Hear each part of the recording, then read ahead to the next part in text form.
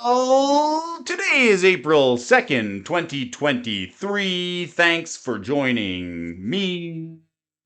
Let's go on an adventure so we can talk about this. This is Brody at Alphonso Investments, and here's the bottom 10 reserve list cards that no one cares about that you don't want to miss.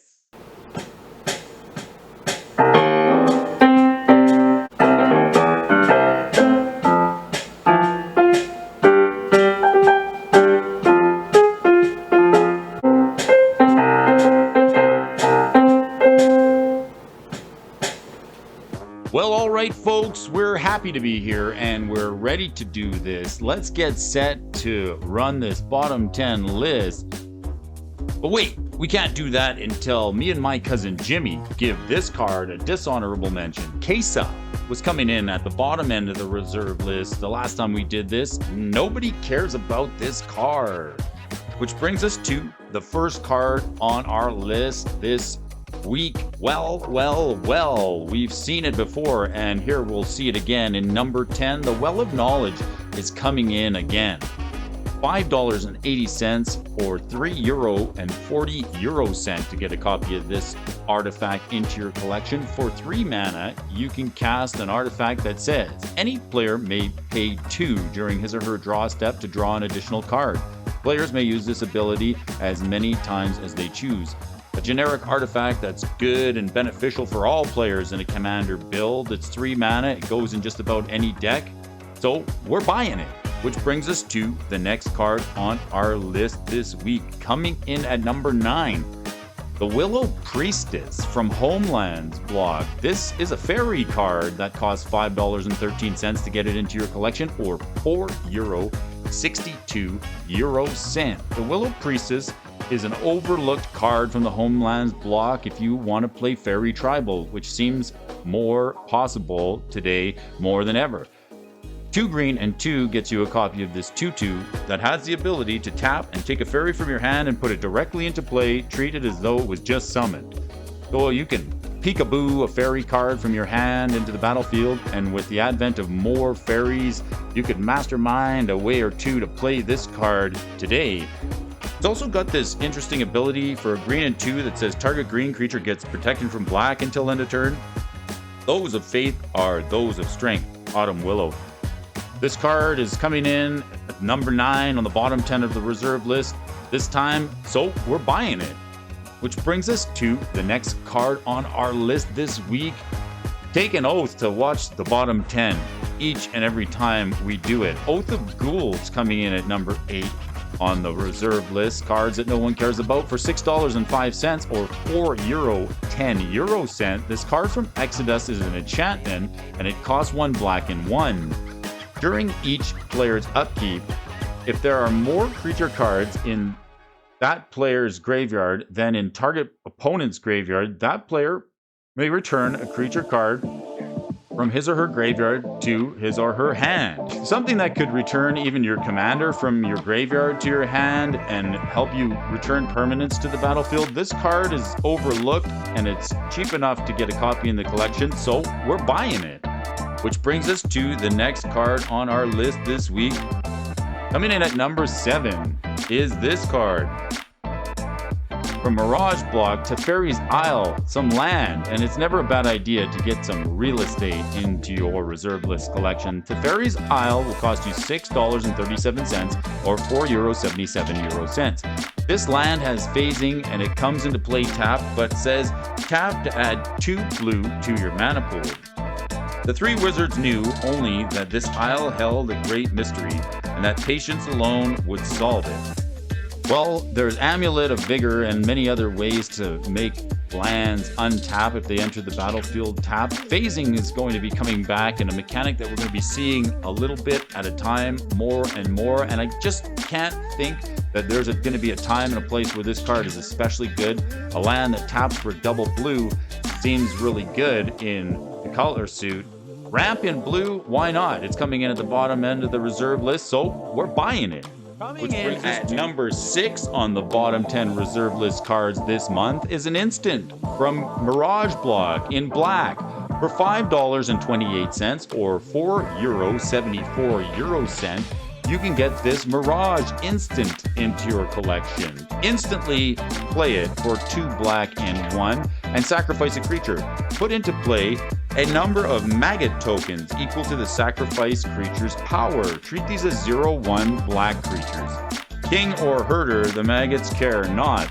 This is a way to get some value out of big creatures if your opponents are trying to remove them. You can sacrifice those tokens or convoke them to cast other spells. This card's on the bottom end of the reserve list and no one cares about it, so we're buying it. Coming in at number 5 on our list this week is a card we're going to give a second chance to, and you deserve it. For $5.82 or €5.36, you can have a second chance for your collection to get a copy of this card. For 1 blue and 2, this Urzas Legacy enchantment says that during your upkeep, if you have 5 or less life, sacrifice second chance and take an extra turn after this one. The greatest gift is the opportunity to right one's wrong.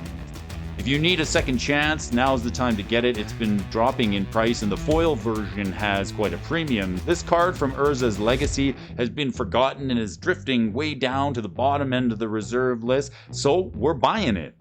Which brings us to the next card on our list this week. Coming in at number 4 on the list of bottom 10 cards that no one cares about this month is this card, and it couldn't be more aptly named in this time. Political Trickery from Mirage is a card that you should be considering getting into your collection. This sorcery speed blue card will cost you $5.07 or €4.07.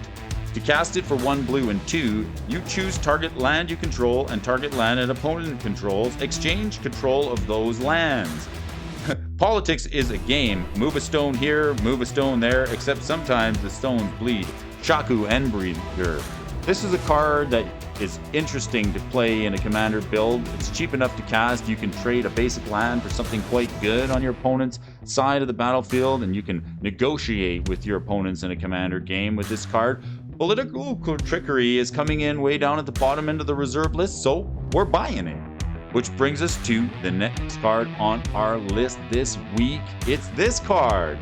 Coming in at number 3, Psychic Vortex, a Weatherlight enchantment card for $4.99 or €4.40. This amazing eyeball art costs you 2 blue and 2 for this enchantment with a cumulative upkeep of draw a card. What? Draw a card the first upkeep that it's in play, and then again to the next one, and then again. What's the downside here? At the end of each of your turns, sacrifice a land and discard your hand. Well, if you want to be discarding cards, and I can think of a number of ways to do it in this day and age, there's good cards like Psychic Vortex that'll refill your hand each and every turn and get you through your library at turbo speed. But this card's way at the bottom end of the reserve list where nobody cares about Psychic Vortex, but we do, so we're buying it. Which brings us to the number 2 card on our list this month is Volras Shapeshifter, coming in at number 2 from Stronghold. Most people are familiar with Volras Stronghold, but have you heard of Volras Shapeshifter? For $5.29, you can get it into your collection, or €4.29. This creature from Stronghold, it costs you 2 blue and 1. It's a 0/1 Shapeshifter, which matters. As long as the top card of your graveyard is a creature card, Volras Shapeshifter is a copy of that card, except Volras Shapeshifter retains its abilities. For 2 colorless mana, choose and discard a card. So good reasons to discard cards from your hand if you want to wheel or make your opponents pay for having more cards than you do. Maybe there's a way to do that, but the pseudo-reanimation copy effect, where Volras Shapeshifter copies the top creature card of your graveyard order matters. You can discard a card at instant speed and put it in your graveyard to make this Shapeshifter a copy of it. A Grizzlebrand, perhaps, is something you might want to shapeshift into, and this card's coming in at number 2 at the bottom of the reserve list where no one cares about it, so we're buying it.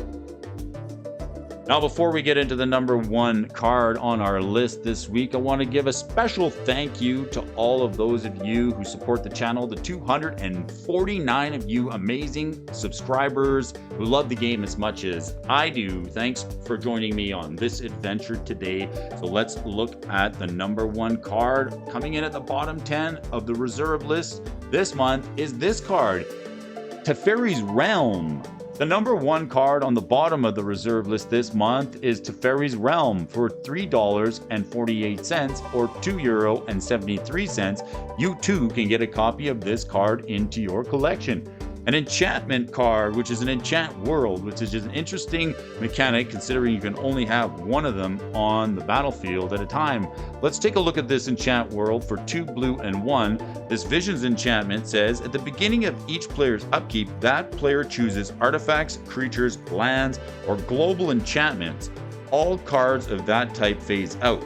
Fire is dead, water has killed him, from the stories of nature. What?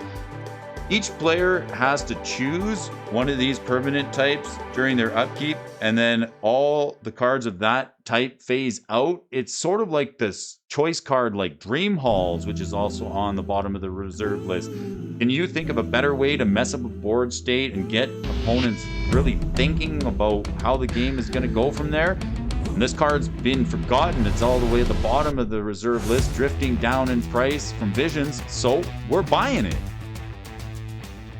I hope you enjoyed this adventure on Brody's bottom 10 reserve list cards no one cares about. I'd like to thank each and every one of you folks for tuning in on the channel, the Freetreons and the Patreons, and those of you tuning in on the Juice. The Juice is in the house, and the house is in the Juice.